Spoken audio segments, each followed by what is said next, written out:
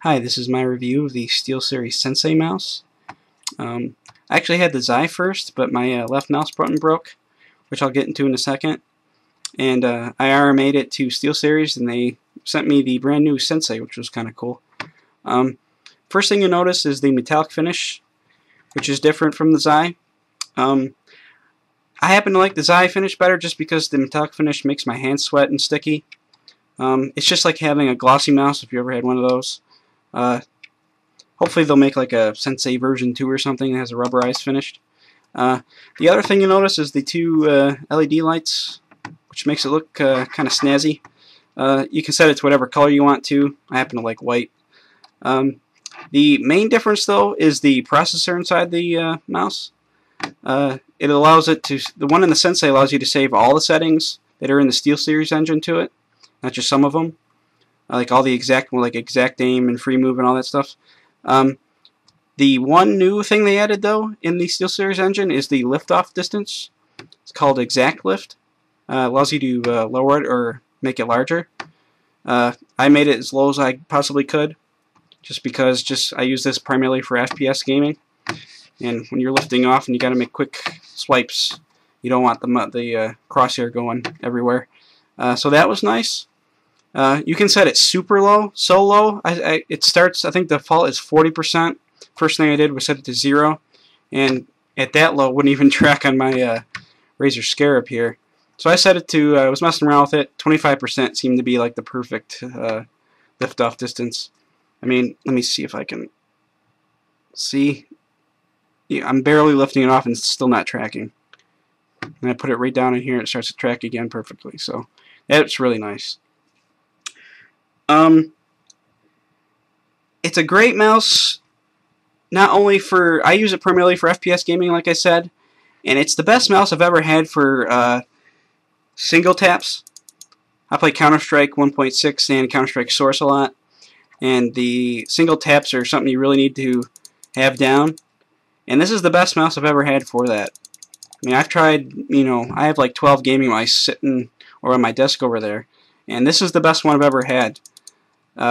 Other ones like I really like the Logitech G400, but trying to single tap on that one, I get a lot of double and triple bullets instead of singles. So this is really nice. Really nice build. The side buttons, really nice feedback from them. I use them a lot. The scroll's really nice. Bunny hop really easily with it. My only really big issue, as I said before, the reason I had to RMA it to begin with, is if you apply enough pressure to a certain point in the mouse buttons, they will break eventually. My Xi took, let's see, maybe 3.5 months of constant use. Again, that was only playing first-person shooter games. I use a different mouse when I'm playing different games, or just browsing the internet. And see if I can show it to you real up close here. Alright, finally got it to focus.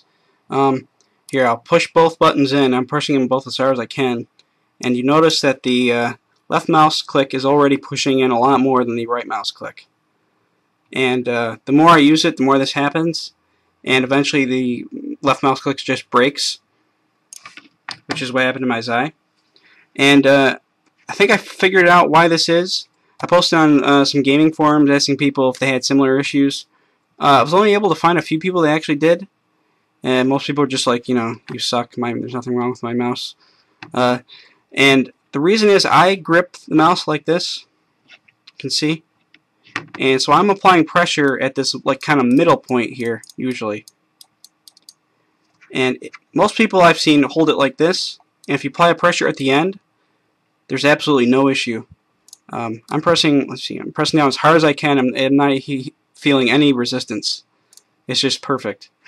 And that's the issue.